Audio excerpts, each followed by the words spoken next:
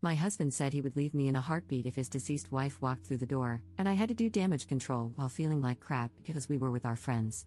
Posted by you/no context 7758. My 34F husband, 37M, was married once before me. She was his high school sweetheart. They started dating in their junior year, survived long distance during college, and got married when they were both 23, very shortly after graduating. She passed away unexpectedly at age 26 from an aneurysm, which obviously devastated him, especially because they were so young. They never had children. He contemplated never remarrying because he was so heartbroken, but we ended up meeting about 4 years after that. We got married when I was 31, and he was 34, and we now have 2 children. Last night, we were at a friend's potluck gathering. Everything was going well until one of our friends brought up a new topic related to relationships. She is newly divorced, so the conversation was about her divorce. Others chimed in with stories about past relationships from high school, college, etc. I mentioned that I never thought I would get married because my luck with men had always been terrible until I met my husband, and I said I felt very lucky to have met him.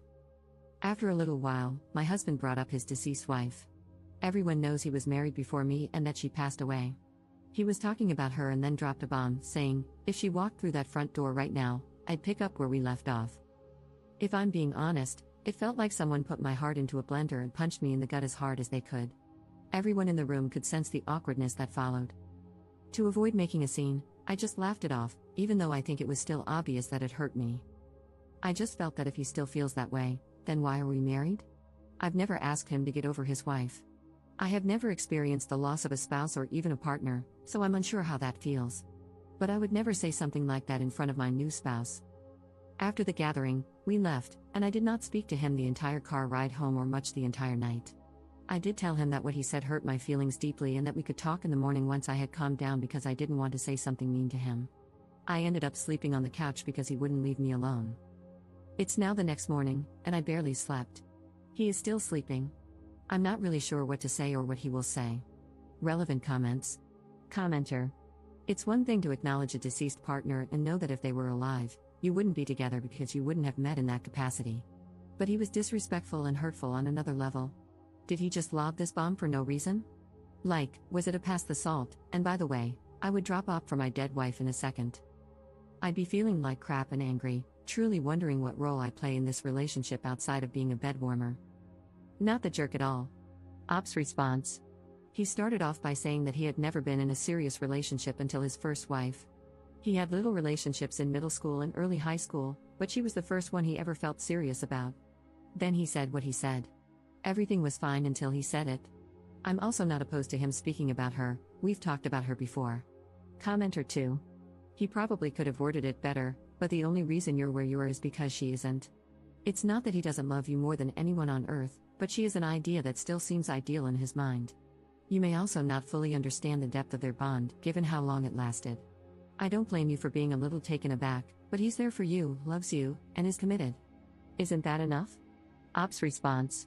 Yes, I've acknowledged that the only reason I am together is because she is gone. That is obvious, and anyone with a brain would piece that together quickly. It's just that what he said was mean. He could have kept that to himself. I would never say something like that to him or in front of him, even if I felt it. Commenter 3. Okay, what else did he say? Because I absolutely, 100% believe that he said this hurtful thing, and it has stuck in your mind, bothering you. You are not the jerk for feeling normal human emotions. Just as I absolutely, 100% believe that this is not the entire story. You laughed it off. He tried to talk to you about it, but you wouldn't listen. I mean, yeah, from what we know here, you're the jerk. You pretended you were fine with the comment, then you flipped and said you weren't. Then you refused to accept any kind of open communication about the issue. That sounds kinda like a jerk move to me, and the absolute lack of details doesn't help your case. The fact that you are willing to talk about this with internet strangers but not your partner is also not a good look. Are you the jerk for feeling hurt? Not at all. Are you the jerk for crapping all over your husband's mistake? Yes, you're the jerk. I hope you approach the morning discussion with a calm head and an open heart. I hope you process your feelings. I hope your husband apologizes for hurting you. Ops response. I did not say anything after it happened because I was shocked, hurt, confused, and embarrassed. It came out of left field. I also don't think anyone was convinced I was fine with it because my laugh came out very awkward and dry and everyone kept looking at us. I was also quiet for the rest of the night, I'm a huge chatterbox. I did not speak with him once we returned home because I was not sure how to communicate what I was feeling without saying something I didn't mean, so I kept my mouth shut until I could process my feelings. It's also easier to speak with internet strangers because I'm not married to the people commenting. I'm just venting here. What I say here doesn't matter in my marriage. I provided fewer details because I didn't want this to be too long. Some people prefer when you get straight to the point and only include important details. However, since I'm new to this app, I wasn't sure how much detail was enough, if that makes sense. And lastly, I'm not the jerk for being upset, but I am the jerk for being upset. That's basically what you've implied. If you read some of my other replies, not saying that you need to because there's so much to read here now, I've explained to people that I was patient and understanding of my husband's grief for years. I doubt he would have found a woman so soon after his wife's passing who would have sat around and listened to him bring her up as often as he has. Not everyone is compassionate. Update 11 hours later. I also tried to reply to as many comments as I could, but they were flooding in, and I got a bit overwhelmed. I may still try to read and reply to them. Many brought me to joyous and grateful tears. Also, booze was not involved in the sense that he wasn't drunk. My husband is 6 feet 3 inches and almost 250 pounds. He had eaten quite a bit and had one beer. He was practically sober. Anyway, we talked. I asked him to let me go first and not to interrupt. He doesn't usually interrupt anyway. This isn't verbatim, just a rough sketch of how things went. I also included points some of you made, without mentioning that I posted about this, of course. I just want to say that I do not hate you for what you said.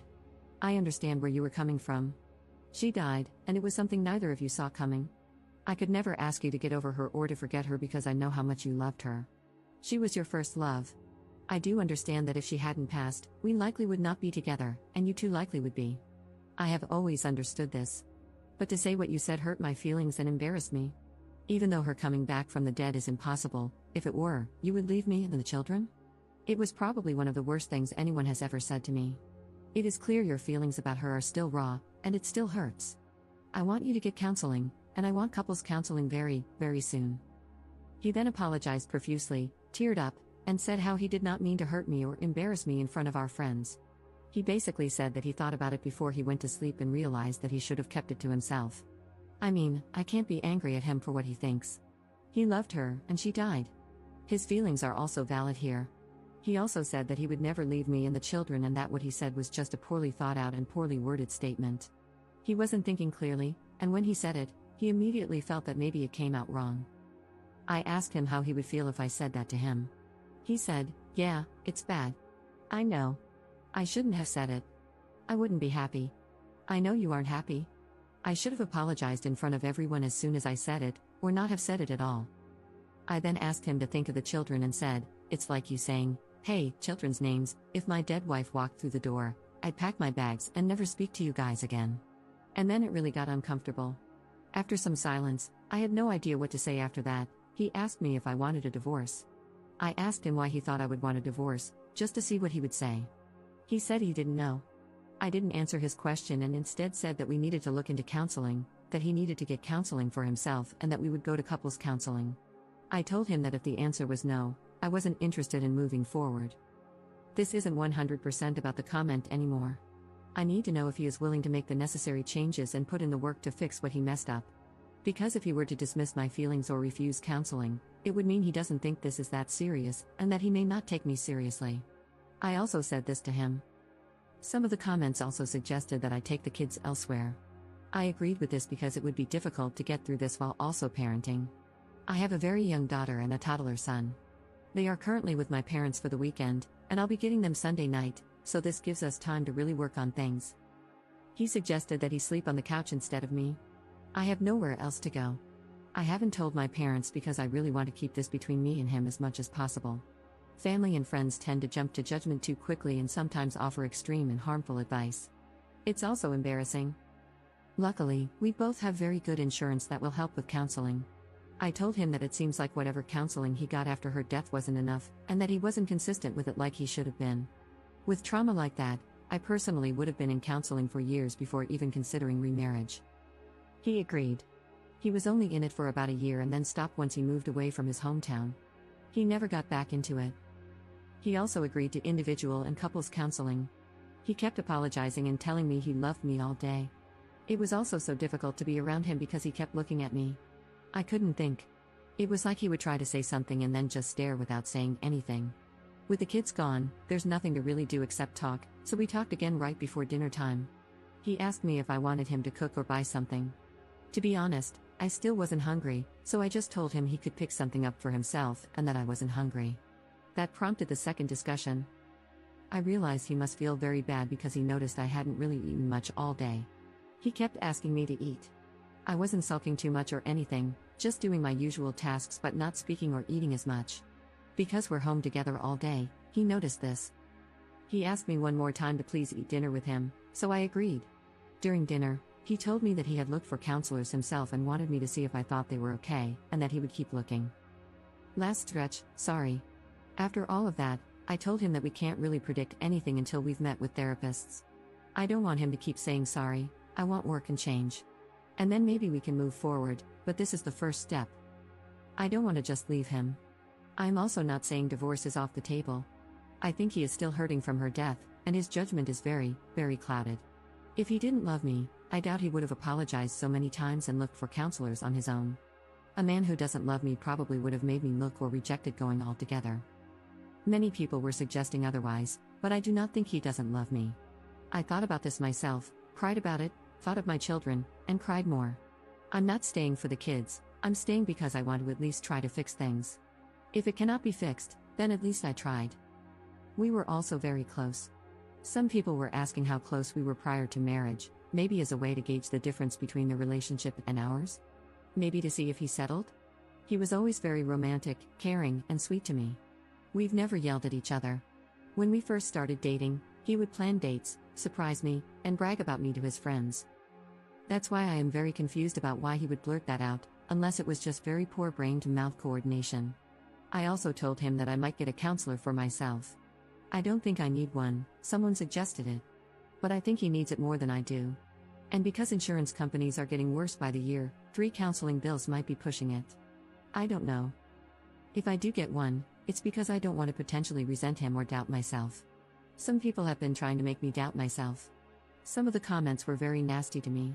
I appreciate Reddit hiding comments with many downvotes, as they may be mean, but I couldn't help but click. Some of you are very mean and very nasty individuals, and I hope you find happiness one day. There could be another update in the future. I'm not opposed to making one. Thank you all for your kind words and support. I've also responded to everyone who texted me, everyone at the potluck who has my number. 3 people, there were 9 people there, not including us. They've all basically said the same thing, they can't believe he said that, they feel bad for me, they asked if everything is okay, and they said what he said was not okay, etc. He showed me some of the texts between him and his friends, and some made me cry with how kind they were towards me, basically telling him that he wasn't necessarily wrong for thinking that, but he was wrong for saying it. I told him I loved him as well, and I have never not loved him, even for a second. I said that I wasn't angry with him and didn't want him to, I guess, suffer for what he said. But I was just hurt and needed him to know that it did hurt me, and for him to respond how he saw fit, and we'd go from there. That's all for now. I could possibly answer more questions here if you have any. I try to answer some of the more frequently asked ones that I saw. Again, sorry for this being so lengthy. Have a nice weekend, everyone, and thank you again. Relevant comments. Commenter. My 2 cents, constantly telling you how sorry he is does not prove that he loves you. It proves that he realizes he messed up big time and is afraid of losing what he has. He might consider your marriage a comfortable space and your family life a convenience.